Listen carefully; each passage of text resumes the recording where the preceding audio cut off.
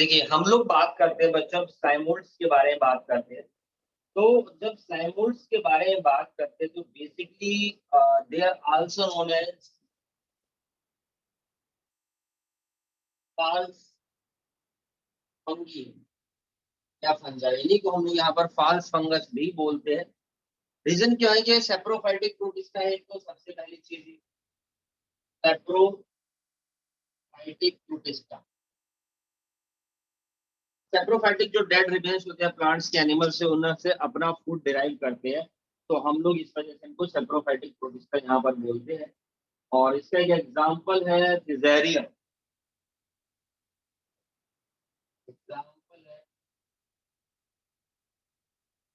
फिजेरियम। ठीक, चलिए। तो सबसे पहले मैं आपको बताऊं कि इनको बेसिकली मिक्सोमाइसिटीज की क्लास में, जो फंगस की क्लास होती है टू किंगडम क्लासिफिकेशन सिस्टम में, वहां पर अरेंज किया गया था। And they were called mycetozoa. ठीक है, क्योंकि एनिमल से क्लोजली रिलेटेड है, लेकिन माइकोलॉजिस्ट थे, उन्होंने इसको इंक्लूड किया जिम्नोमाइकोटा में, बिकॉज इनका जो नेचर था वो प्रोटिस्टन फंजाई की तरह था। तो बेसिकली हम लोग यहाँ पर देखते हैं इसी वजह से इनको फाल्स फंजाई बोला जाता है, और इनको प्रोटोजोन्स के अंदर काउंट किया गया। और इनके अंदर हम लोग क्या देखते हैं, बेसिकली स्लाइम लेयर प्रेजेंट होती है अराउंड बॉडी, तो इसी वजह से इनको स्लाइमोड्स बोला जाता है। रीजन यही है कि स्लाइम लेयर प्रेजेंट, इनकी बॉडी के आसपास चारों तरफ हम लोग क्या देखते हैं, स्लाइम की लेयर होती है। मान लीजिए स्ट्रक्चर हमारे पास, ठीक, और मैं देखता हूँ कि इसके बाहर चारों तरफ हमारे पास यहाँ पर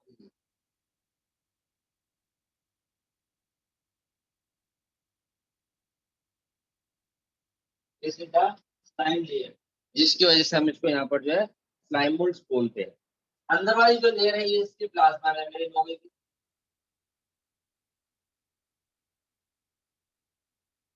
चलिए, जो अंदर लेयर है वो हमारे पास यहाँ पर प्लाज्मा मेम्ब्रेन है। अच्छा, इसके अंदर हम लोग क्या देखते हैं कि जो न्यूट्रिशन होता है, न्यूट्रिशन बेसिकली एब्जॉर्प्टिव न्यूट्रिशन होता है। तो शो डिकम्पोजर्स, जो डिकम्पोजर्स की तरह, तो न्यूट्रिशन इज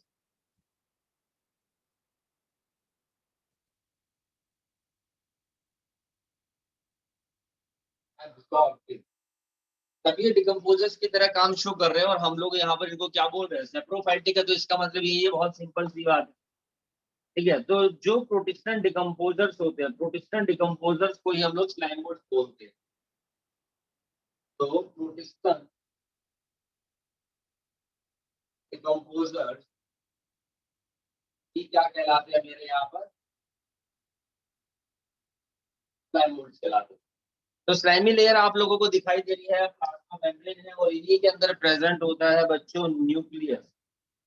चलिए, इनके अंदर हम देखते हैं कि यहाँ पर ये हमारे पास न्यूक्लियस प्रेजेंट है, और इस न्यूक्लियस की जो यहाँ पर प्लॉइडी है बच्चों, दैट इज द ट्वेन, यहाँ पर इसकी प्लॉइडी। और अभी मेरे पास यहाँ पर ये क्या है, हम लोग देखते हैं यूनिसेलुलर होता है। अब देखिए कि इसके अंदर सेल वॉल नहीं है, सिर्फ सेल मेम्ब्रेन है, उसके बाहर स्लाइमी लेयर है। तो जब हमारे पास मल्टी न्यूक्लियटी, अभी क्या है, ये जो हमारे पास न्यूक्लियस है, इसके अंदर क्या होगा, गैमेटिक फ्यूजन होगा, जिसके अंदर बहुत सारे हमारे पास यहाँ पर ये न्यूक्लियस आ जाए। तो अभी क्या है, ये स्टेज कैसे, मल्टी न्यूक्लिएटेड, यानी karyokinesis does not follow cytokinesis. तो यहाँ पर न्यूक्लियस का डिवीजन हो गया, मल्टी न्यूक्लिएटेड स्टेज हो गई। अब इस मल्टी न्यूक्लिएटेड स्टेज है, लेकिन साथ साथ हम लोग देख रहे हैं कि there is no cell wall. Multinucleated stage है, लेकिन इसमें किसी तरह की कोई भी सेल वॉल नहीं है। तो यहाँ पर बेसिकली हुआ क्या है, यहाँ पर बेसिकली दे एग्रीगेट हो गए हैं, they form aggregates, and there is a structure form that is called the plasmodium. ये जो मल्टी न्यूक्लिएटेड स्टेज होती है, कोई सेल वॉल नहीं होती, उसी को हम लोग यहाँ पर क्या बोलते हैं बच्चों, प्लाज्मोडियम बोलते हैं।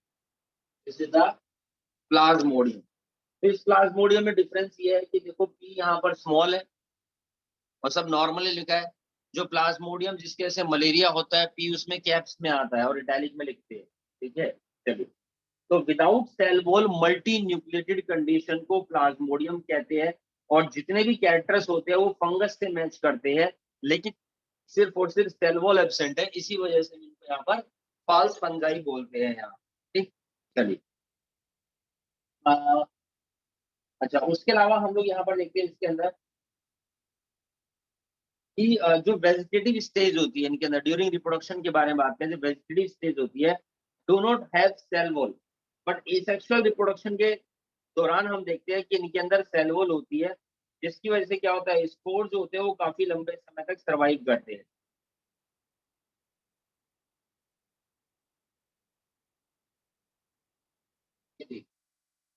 ये मेरे पास कंटेनर हो गया मेरा, this is called the sporangia. और स्पोरेंजिया के अंदर ही हम लोग देखते हैं बच्चों की फॉर्मेशन हो जाएगी किस चीज की, स्पोर्स की।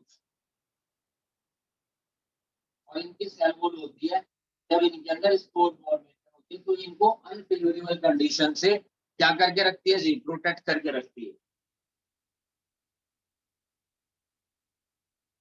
These are called the spores. तो बेसिकली जो स्पोर्ट्स होते हैं उन स्पोर्ट्स की ट्रू वॉल्स है, spores have true walls, spores have true walls. और उनकी प्रॉपर्टी के कारण हम लोग यहाँ पर क्या देखते हैं, जो स्लाइम मोल्ड्स होते हैं extremely resistant and survive for many year तक आपका सर्वाइव कर पाते हैं। ठीक है, चलिए। और इसी के बाहर चारों तरफ हमारे फैमिली यहाँ पर फिजिकल है के लिए फिजिकल साइड पे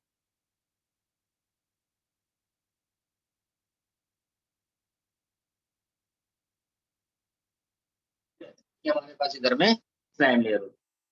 अब क्या होता है, ये बन गए हमारे पास कंडीशन फेवरेबल है तो इनके बाहर स्पोर के बाहर हमारी सेल वॉल होती है। और जैसे कंडीशन फेवरेबल आती है या फिर हम देखिए स्पोर का डिस्पर्जन कैसे होता है, dispersion of spore through air, यहाँ पर dispersion of spore through air, air के थ्रू यहाँ पर स्पोर का डिस्पर्जन होता है। चलिए, तो जनरल कैरेक्टरिस्टिक्स है बेसिकली कुछ तो यूजुअली फ्री लिविंग होते हैं। ठीक है,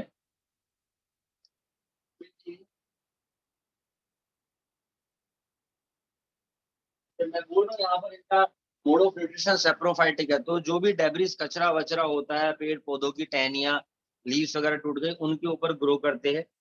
and they have naked protoplast, यानी कोई भी सेल वॉल नहीं होती इनके अंदर वेजिटेटिव स्टेज में। और क्लोरोफिल इनके अंदर प्रेजेंट नहीं होता, जिसकी वजह से इनका सेप्रोबिक या फैगोट्रॉफिक मोड ऑफ न्यूट्रिशन है। अब पॉइंट से पॉइंट ड्राइव कर सकते हैं, यहाँ पर लिख दीजिए कोई दिक्कत नहीं। ठीक है, मतलब वही है यहाँ पर इस बात का। और जो इनकी बॉडी होती है मूव्स अलोंग डिकेइंग ट्विग्स, है ना, एंड लीव्स, और इंगल्फिंग करती है उसमें से ऑर्गेनिक मटेरियल को।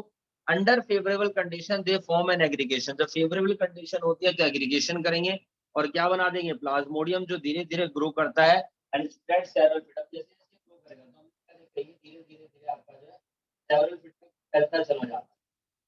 ठीक है, ये हमारे पास इधर में फैलता चला जाएगा बच्चों। During unfavourable condition Plasmodium differentiate होते हैं, फॉर्म फ्रूटिंग बॉडी, ये फ्रूटिंग बॉडीज बना लेते हैं। Bearing spores eight there tip, इनके टिप के ऊपर यहाँ पर आपके स्पोर्स होते हैं। ठीक है जी, स्पोर्स जो होते हैं extremely resistant and survive for many year even under adverse condition and due to the presence of cell wall. और ये जो स्पोर्स होते हैं डिस्पर्स होते हैं एयर करंट के थ्रू। रिप्रोडक्शन दोनों तरीके का होता है, सेक्सुअल भी होता है, एसेक्सुअल भी होता है। तो इस ग्रुप को हम बेसिकली दो सेपरेट टाइप से हम कैटेगराइज करते हैं, ये सेल्यूलर के अकॉर्डिंगली, और दूसरा हम यहाँ पर इनको कैटेगराइज करते हैं किस चीज के हिसाब से जी, सेल्यूलर के हिसाब से भी। ठीक है, अब हम बात करते हैं बच्चों यहाँ पर लाइकेन के बारे में। देखो, जब लाइकेन के बारे में बात करते हैं तो बेसिकली यहाँ पर एल्गी और फंगस इन दोनों के रिलेशनशिप से यहाँ पर लाइकेन की फॉर्मेशन होती है। तो इसका मतलब ये है कि देयर इज अ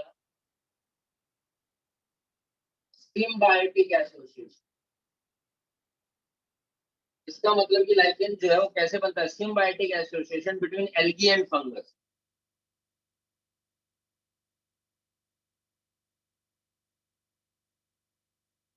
एल्गी और फंगस दोनों के सिम्बायोटिक एसोसिएशन से यहाँ पर लाइकेन की फॉर्मेशन होती है।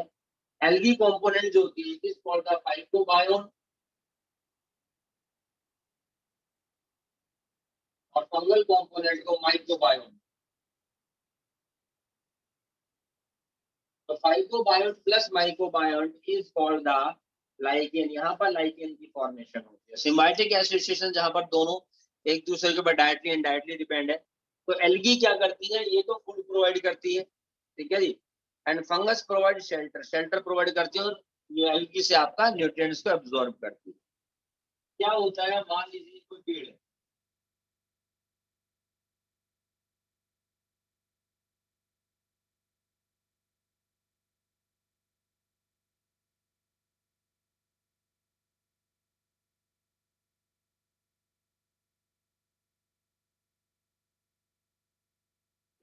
अब नॉर्मली जिन जगह पर क्या होता है, बहुत ज्यादा ग्रीनरी होती है, बहुत ज्यादा हरियाली होती है, वहां पर किसी भी तरीके का पॉल्यूशन नहीं होता है, तो सिर्फ उन्हीं जगह पर एल्गी और फंगस दोनों का सिम्बायोटिक एसोसिएशन होगा और एक व्हाइट कलर का पैच बन जाएगा जिसको हम बोलते हैं लाइकेन।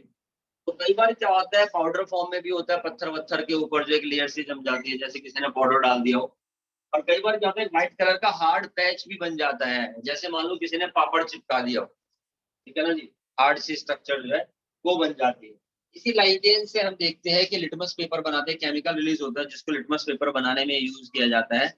और लाइकेन जो होता है, नॉर्मली मैंने बताया जिन जगह पर पॉल्यूशन नहीं होता वहीं पर पाए जाते हैं, जिन जगह पर पॉल्यूशन होगा वहां पर लाइकेन पॉसिबल नहीं होगा कि फॉर्मेशन होना, तो इसी वजह से इसको हम पॉल्यूशन इंडिकेटर भी बोलते हैं,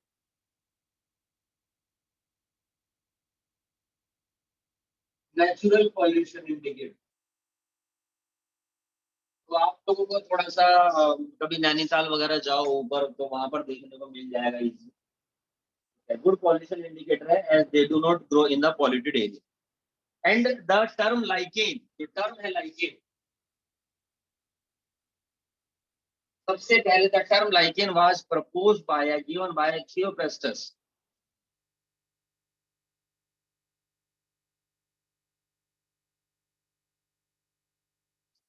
थियोपेस्टर ने टर्म यहाँ पर इजाद की थी, जो सिम्बायोटिक एसोसिएशन एल्गी और फंगस के कारण बनी है। और एल्गी और माइक्रोबायोट और साइकोबायोट जो मिल रहे, तो हम देखते हैं लगभग लगभग इसके अंदर क्या होता है भाई, माइक्रोबायोट यानी एल्गी। तो एल्गी तो हमारे पास तीन तरह की होती है, रेड एल्गी होती है, ग्रीन एल्गी होती है, ब्राउन एल्गी है। तो नॉर्मली केसेस में 80% हमारे पास जो ग्रीन एल्गी होती है वो मिलती है, किसके साथ भी, फंगस के साथ। और कभी कभी हम लोग क्या देखते हैं, सिर्फ 20% साइनोफाइसीन जो होती है वो मिलती है। अदरवाइज मेनली चांस यहाँ पे क्लोरोफाइसी के कारण होती है। फंगस के बारे में बात करें तो फंगस की भी काफी कैटेगरी होती है। तो मेनली यहाँ पर जो एसोसिएशन होता है वो एस्कोमाइसिटीज के कारण होता है। जब फंगस का क्लासिफिकेशन पढ़ते हैं तो उसमें देखते हैं एस्कोमाइसिटीज क्लासिफिकेशन होता है। तो एस्कोमाइसिटीज के मेंबर यहाँ पर क्लोरोफाइसी के साथ मिलकर के ही लाइकेन की फॉर्मेशन करते हैं। कभी कभी बेसिडोमाइसिटीज भी मिल जाता है। और आज तक कभी भी फाइकोमाइसिटीज के मेंबर लाइकेन के मेंबर के साथ कभी नहीं मिले, मतलब ऐसा हुआ हो कि क्लोरोफाइसी और एस्कोमाइसिटीज मिला तो हमारे पास यहाँ पर लाइकेन बन गया, साइनोफाइसी एस्कोमाइसिटीज बन गया तो भी बन गया, साइनोफाइसी तो बेसिडियोमाइसिटीज हो गया तो भी मिल गया, लेकिन फाइकोमाइसिटीज के साथ लाइकेन आज तक कभी भी नहीं मिले है। ठीक, चलिए। और देखिए किस तरीके से कहाँ कहाँ पाया जाता है। तो चट्टानों के ऊपर, ये मान लीजिए कोई भी चट्टान है, पत्थर है, तो इसके ऊपर हम लोग क्या देखते हैं, पाउडर फॉर्म में मिलती है, थोड़ी सी लेयर सी जमी हुई होगी पाउडर पाउडर फॉर्म में। ये भी हमारे पास क्या होती है बच्चों, लाइकेन ही होती है। चलिए, जिसको हम लोग बोलते हैं बेसिकली, यहाँ पर जो कॉमन नेम है ग्रेफिस है, और इसी को हम लोग यहाँ पर बोलते हैं क्रिस्टोस। ठीक। उसके अलावा कई बार हम लोग क्या देखते हैं, जो राइजोम होता है, रूट नोडल्स की फॉर्मेशन होती है प्लांट्स वगैरह के अंदर भी मिल जाती है। ठीक है? और कई बार हम लोग क्या देखते हैं, किसी सपोर्ट के साथ ही मिल जाती है, जमीन वगैरह के ऊपर भी ये पड़ी हुई है। तो इस तरीके से अलग अलग यहाँ पर इनकी स्ट्रक्चर है, कहीं पर भी पाए जाते हैं। बस सिम्बायोटिकली एसोसिएशन होना चाहिए हमारे पास। ठीक है। अच्छा, एक बात और है कि अगर कभी भी एल्गी और फंगस है, अगर इन दोनों को हम कभी भी अलग कर दे, तो हम देखते हैं कि फंगस जो होती है वो तो सर्वाइव करेगी, जिंदा रहेगी, लेकिन एल्गी सर्वाइव नहीं कर पाएगी, एल्गी मर जाएगी। ठीक है। अगर एल्गी है और प्लस फंजाई, ठीक, अब इनको हमने सेपरेट कर दिया, एल्गी अलग, अभी दोनों कॉम्बिनेशन था, और फंजाई, तो एल्गी बिकम डेड और फंगस ही जो है वो हमारी जिंदा रहेगी बच्चों। ठीक है, एनसीईआरटी एग्जाम्पलर के अंदर एक क्वेश्चन है जहां पर एक क्वेश्चन पूछा गया है इस चैप्टर का, तो उसमें फंगस मर जाती है और एल्गी डेड हो जाती, सॉरी, उसमें फंगस मर जाती है और एल्गी जो होती है वो जिंदा रहती है, लेकिन वो कंडीशनल क्वेश्चन है। ठीक है, अदरवाइज अगर नॉर्मल कंडीशन के हिसाब से बात करूं तो फंगस हमेशा बचेगी और एल्गी जो होती है वो आपकी यहाँ पर डेड हो जाती है। तो this is all about the lichen.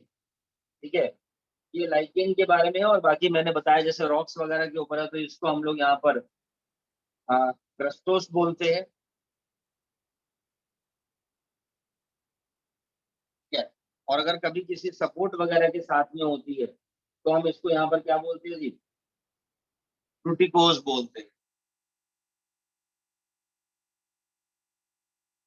बाकी लाइकेन के भी नाम होते हैं, फिर अलग अलग नाम रखे जाते हैं इनके अंदर। ठीक है, जैसे फ्रूटिकोज के अंदर क्लेडोनिया है, यूस्निया है, एवेनिया है, ब्रायोनिया है। बाकी इनके बारे में इतनी ज्यादा जानने की जरूरत नहीं है। ठीक है जी, चलिए, so this is all about the lichen.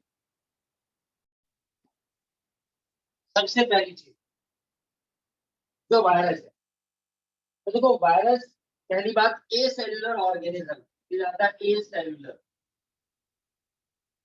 यानी जिनके अंदर सेल नहीं होती है वो हमारे ए सेलुलर कहलाते हैं। और वायरस का जो नाम है, वायरस का मतलब होता है बेसिकली वेनम, और वेनम मतलब कि पॉइजन यानी कि जहर जो बेसिकली फैलता चला जाता है।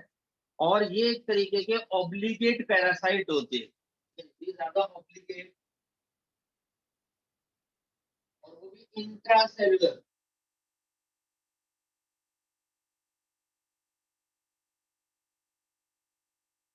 ये क्या होते हैं, आपके ऑब्लिगेट इंट्रासेलुलर पैरासाइट होते हैं।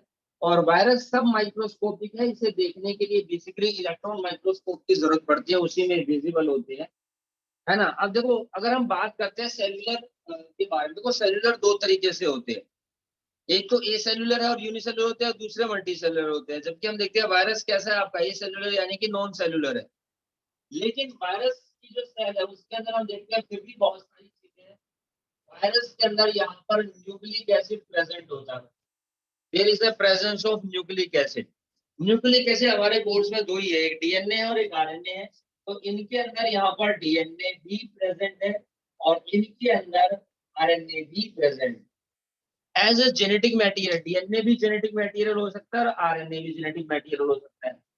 तो बेसिकली हम वायरस के बारे में देखें तो ये केमिकल कंपोजिशन है। Virus is a chemical composition, ये कोई ऑर्गेनिज्म नहीं है, it is a chemical composition. इसको बनाया भी जा सकता है और बनाया भी जा रहा है, लोग बना भी रहे। मतलब भरोसा नहीं बना, कोरोना वायरस ही बनाया ही है केमिकल कंपोजिशन कर।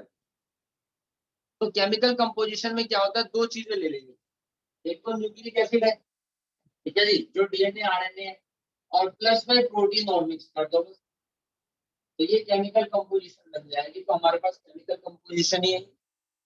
वायरस करता क्या है, it capture all metabolic of host cell, it capture all metabolic activity of host cell. ये होस्ट सेल यानी जिसके ऊपर ये अटैक करता है, उसी के सारे मैकेनिज्म को यूज करता है, उसकी मेटाबॉलिक एक्टिविटी को क्या कर लेता है, कैप्चर कर लेता है।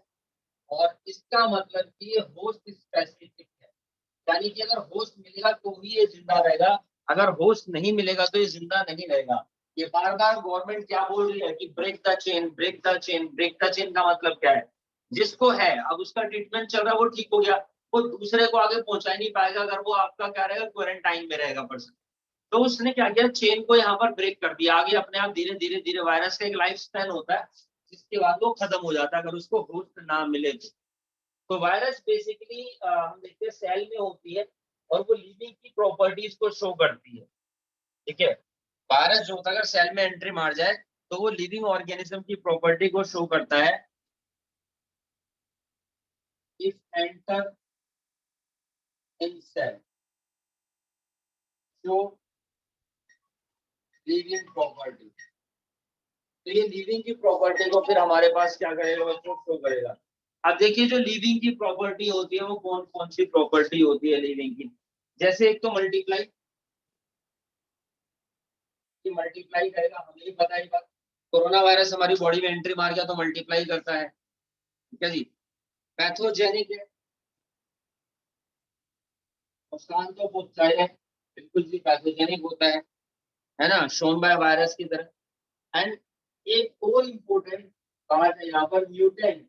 ये म्यूटेंट होते हैं, इनके अंदर म्यूटेशन होती है तो इनको म्यूटेंट्स बोला जाता है। जैसे आपने वो हॉलीवुड एक्स मूवी देखी है, एक्समैन सीरीज, ठीक है जी, तो उसमें क्या म्यूटेंट्स दिखाए थे, सारे वोल्वरीन वगैरह ये सब।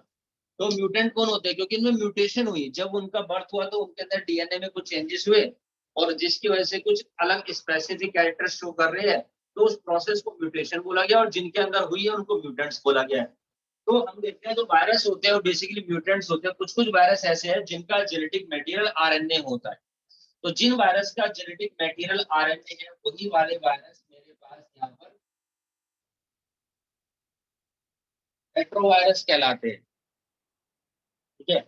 तो उनके अंदर जो म्यूटेशन का रेट ज्यादा फास्ट होता है, बिकॉज आरएनए एक ऐसा न्यूक्लिक एसिड है, जेनेटिक मटेरियल है जो हाईली अनस्टेबल होता है कंपैरिजन टू डीएनए। डीएनए फिर भी स्टेबल है बट आरएनए हमारा अनस्टेबल होता है, तो इस वजह से म्यूटेशन रेट फास्ट होता है। They can synthesise protein from host ribosome, और हम लोग क्या देखते हैं, होस्ट के राइबोसोम को यूज करते हैं। होस्ट के राइबोसोम को यूज करके क्या करेंगे जी, प्रोटीन की सिंथेसिस करते हैं, क्योंकि प्रोटीन तो राइबोसोम बनाता है ना, राइबोसोम को protein factory of the cell बोलते हैं। अब यही वायरस अगर सेल के अंदर है तो ये प्रॉपर्टी शो कर रही है, और अगर ये सेल से बाहर चली जाए तो नॉन लिविंग की प्रॉपर्टी शो करेगी। यानी ये ना तो वायरस का कल्चर होगा, और वायरस जो है उस समय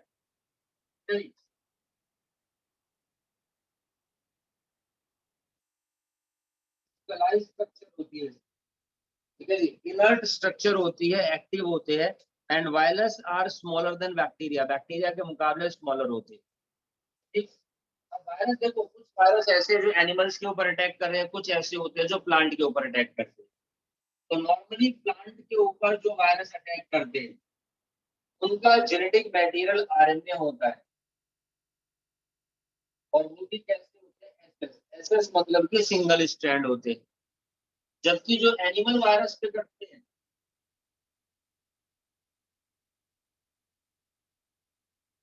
उनका जेनेटिक मटेरियल डीएनए होता है और वो डबल स्ट्रैंडेड होते हैं।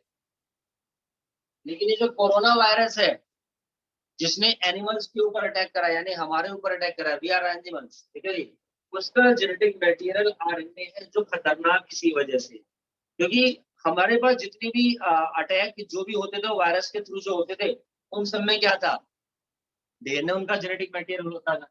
यहाँ पर इस बार आरएनए है, और आरएनए के पास ऊपर जो इन्फॉर्मेशन है हमारे पास comparison to DNA monitoring analyzation वो काफी कम है, ठीक है, जिसकी वजह से वैक्सीन बनाने में और बाकी सारी चीजों को होल्ड करने में इतना समय लगा। तो वायरस इन्फेक्शियस एजेंट्स होते हैं, सिंपल ए सेलुलर ऑर्गेनाइजेशन है, and they are exception to cell theory है, बिल्कुल एक्सेप्शनल केस है।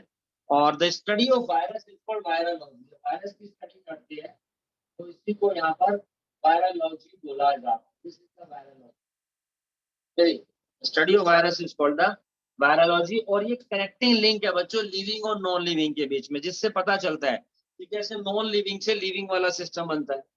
They have the properties of both living and non living. Body से बाहर है, होस्ट से बाहर है तो नॉन लिविंग है, सेल के अंदर एंट्री करके तो हमारे पास ये लिविंग है।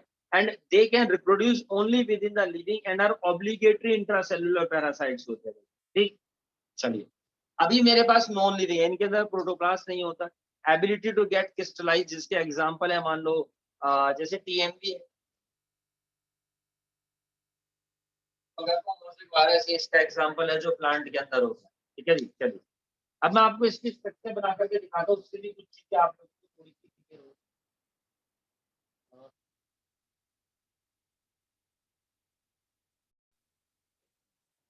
ठीक है, सबसे पहले मैं आपको टीएमवी की स्ट्रक्चर बना के दिखाता हूँ। तो इसके अंदर जो हमारा वायरस है वो है जिसमें एसएस आरएनए है, single standard RNA. Single standard से यहाँ पर क्या मतलब होता है जी, सिंगल स्टैंड। देखो जैसे ये दो स्टैंड होते हैं, ये डीएनए के दो स्टैंड है, लेकिन मैं कह रहा हूँ ये सिंगल स्टैंड है मेरे पास, ठीक है जी। तो सोचिए सिंगल स्टैंड होता है टोबैकोमोसिक वायरस में, क्या होता है, इलोंगेटेड रॉड लाइक स्ट्रक्चर होती है, ठीक है, लगभग लगभग 3000 एंगस्ट्रोम लॉन्ग, ठीक है। और किस तरीके से स्ट्रक्चर होती है देखिए,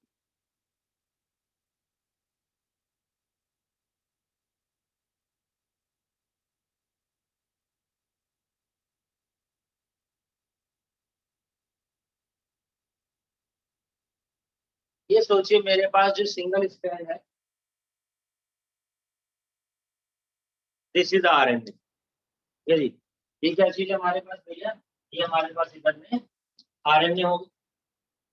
अब इसके अंदर हम लोग क्या देखते हैं कि इसकी स्ट्रक्चर जो होती है किस तरीके की होती है, इसके अंदर छोटी छोटी यूनिट्स होती है बच्चों, जिसको हम लोग यहाँ पर बोलते हैं कैप्सोमेयर, जो हेलिकली अरेंज है, ये देखिए,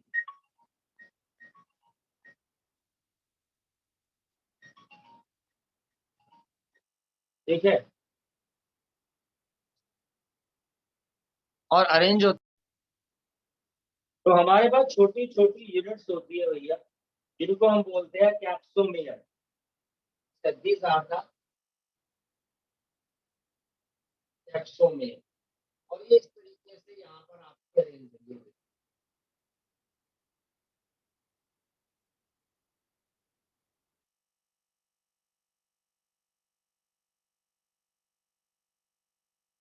और इन्होंने यहाँ पर ये पूरी स्ट्रक्चर बना दी, this is called the capsid. इसको हम लोग यहाँ पर क्या बोलते हैं जी, कैप्सिड बोलते हैं। तो ये कैप्सोमेयर होती है, लगभग लगभग मैं आपको बताऊं 2130 यूनिट्स होती है, और ये मिल के हेलिकल होकर के ये कैप्सिड बना देती है।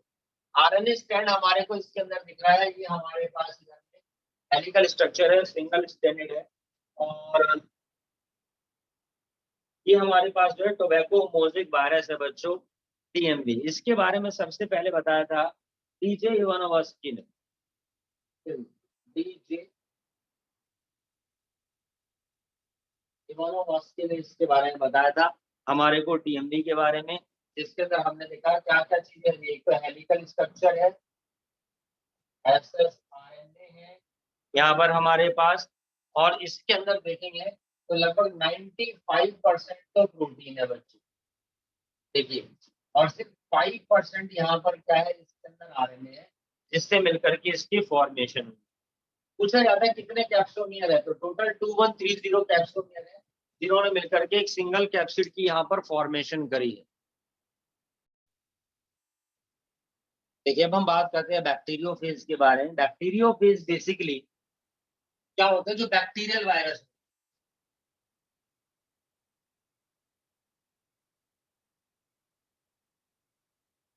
समझे, यानी जो वायरस बैक्टीरिया के ऊपर अटैक करती है, उन्हीं को हम क्या बोलते हैं जी, बैक्टीरियोफेज बोलते हैं।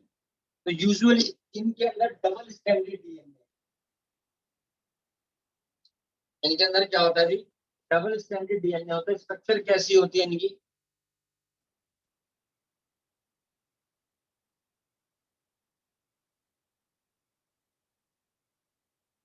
यहाँ पर ये इसका हेड होता है बेसिकली, किसी का हेड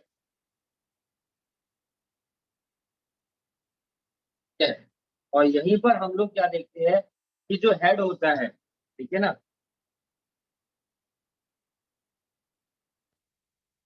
ये बेसिकली प्रोटीन का कोट है, this is the protein coat, ये प्रोटीन की कोटिंग होती है, ठीक है जी। और इसी के अंदर यहाँ पर हमारे पास क्या प्रेजेंट है जी, ये डीएनए प्रेजेंट, जो डबल स्टैंडर्ड है, ठीक है, डबल स्टैंडर्ड यहाँ पर डीएनए इसके अंदर प्रेजेंट,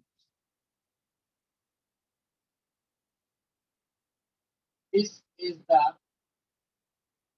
नेक, ठीक है जी। ये हमारे पास नेक होती है, और यहीं पर इसके ऊपर देखिए this is the collar, collar cells होती है, ये नेक है, और यहीं पर इसके अंदर हम देखते हैं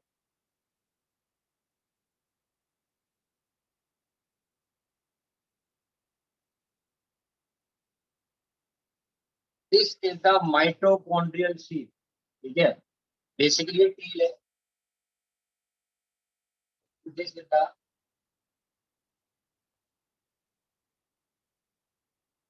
माइटोकॉन्ड्रियल शीट होती है यहाँ पर। चलिए, यहाँ पर हमारे पास क्या माइटोकॉन्ड्रियल शीट होती है, और देन इसी के नीचे पाए जाते हैं मेरे पास टेल फाइबर। ये रखा टेल फाइबर्स, ये हमारे पास इधर में टेल फाइबर्स होते हैं, और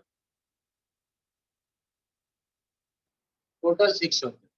ठीक है, चलिए, एंड यहाँ पर जो स्ट्रक्चर है जिसको कनेक्ट करते हैं,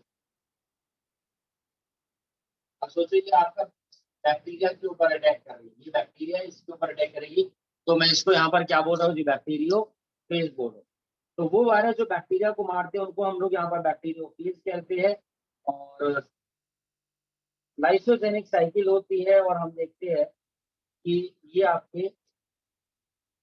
इसके अंदर हम देखेंगे तो टेडपोल लाइक स्ट्रक्चर होती है, ऊपर पॉलीहेड्रल हेड होता है जो कनेक्ट होता है हेलिकल टेल से हमारे पास यहाँ पर, और हेड के अंदर ही न्यूक्लिक एसिड है, and it is surrounded by a protein coat और कैप्सिड भी बोल सकते हैं।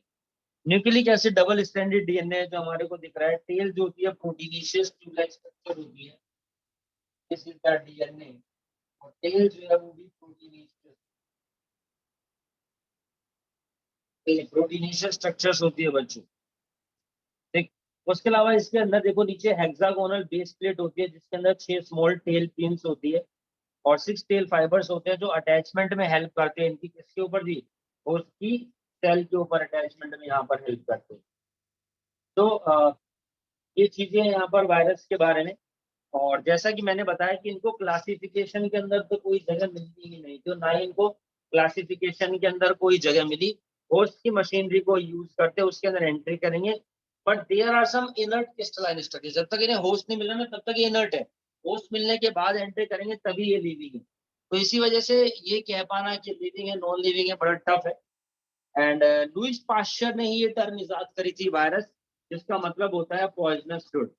मैंने आपको बताया डीजे इवानोवास्की ने बेसिकली फाइंड आउट किया था कुछ माइक्रोब्स होते हैं जिनकी वजह से बीमारी हुई टोबैको मोजेक टोबैको प्लांट में, और एमडब्ल्यू बीजर नाइक ने इस फ्लूइड को बोला कॉन्टेजियम वायरम फ्लूइडम, क्योंकि वो नॉर्मल प्लांट्स में भी फैल रहा था। उन्होंने बोला ये फैलता चला जाता है, जो उन्होंने इन्फेक्टेड प्लांट्स में से एक्सट्रैक्ट निकाला था, है ना टोबैको, तो उन्होंने देखा could cause infection in healthy plants, कि वो हेल्दी प्लांट्स में भी क्या कर सकता है जी, नुकसान पहुंचा सकता है ना। मान लीजिए जस्ट इमेजिन कि एक बंदे के अंदर कब्ज हो रही है, मैंने उसके इंजेक्शन भरा दूसरे बंदे को लगा दिया, तो ऐसा थोड़ी दूसरे बंदे के कब्ज हो जाएगी, कॉन्स्टिपेशन हो जाएगी। लेकिन हाँ, अगर उसको वायरल फ्लू है, बुखार है, तो उसके टच में रहने से, संपर्क में आने से, या उसका ब्लड या स्लाइवा कुछ भी अगर दूसरे के साथ मिक्स हो जाता है, वो जरूर बीमार हो जाएगा। यानी एक ऐसा फ्लूइड है जो फैलता है, जैसे कि कोरोना बीमारी है। ठीक, डब्ल्यू स्टैनले ने बोला कि virus could be crystallise and to form crystals of protein which are inert outside the specific host से बाहर हमारे पास कैसे होते हैं जी, इनर्ट होते हैं। सो इनके ऐसे बहुत सारी बीमारी होती है, जैसे कि मम्प्स है, डिसऑर्डर का आपको बता दो, मम्प्स हो गया, टीएमवी है, टोबैको मोजेक वायरस है, ठीक है जी, और स्मॉल पॉक्स है, एड्स है, ऐसे बहुत सारे डिसऑर्डर्स ऐसे हैं जो कि वायरल डिसऑर्डर्स होते हैं। This is all about the virus.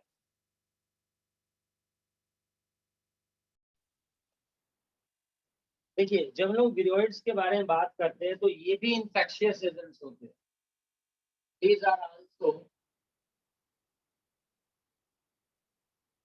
Infectious agents, but free RNA और लैक प्रोटीन कोड, ऐसे बहुत क्वेश्चन मिलेंगे। विरोइड्स में, वायरस में किसमें प्रोटीन कोड होता है, वायरस में होता है, विरोइड्स में कोई भी प्रोटीन कोड नहीं होता है। उसके अलावा इनके अंदर आरएनए है तो उसका लो मॉलिक्यूलर वेट है, there is a low molecular weight, ये भी क्वेश्चन कई बार पूछा गया है। ठीक, इसकी वजह से कुछ कुछ बीमारी होती है, देखो इसके बारे में बताया गया सबसे पहले टी ओ डायनर ने 1971 में। और बीमारी क्या होती है जी,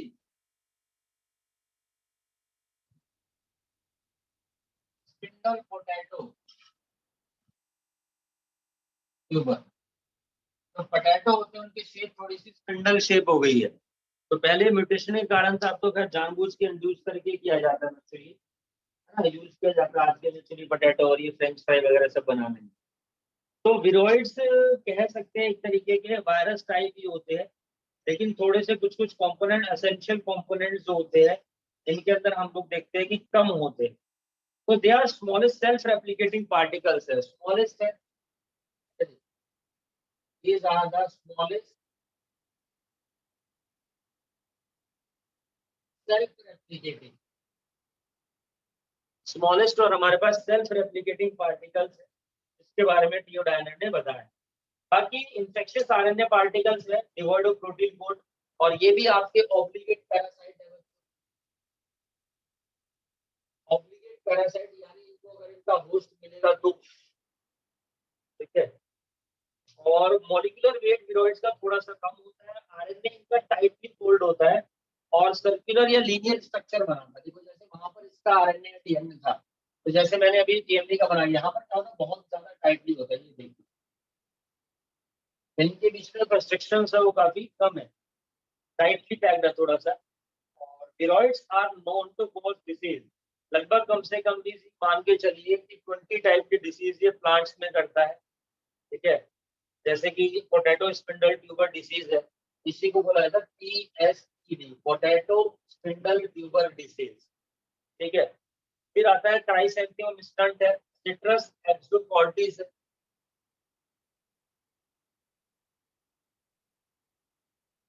ज्यादा डिटेल में इनके बारे में हम लोग क्लास 12th में फूड रिसोर्सेज में चैप्टर में पढ़ेंगे, स्ट्रेटजी एनहांसमेंट इन फूड प्रोडक्शन में बच्चों। अच्छा, उसके बाद आता है जब हमारे पास प्रियोन्स, जो नेक्स्ट कैटेगरी है, दैट इज द प्रियोन्स। जब प्रियोन्स के बारे में बात करते हैं तो इसके बारे में डिस्कवर किया था मिस्टर एल्पर ने,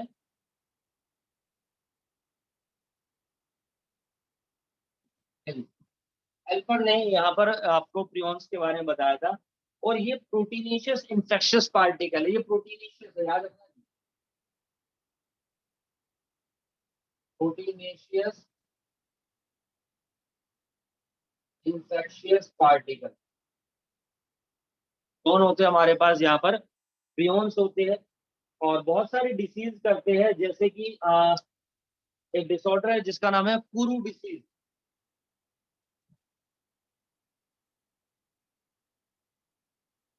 KURU,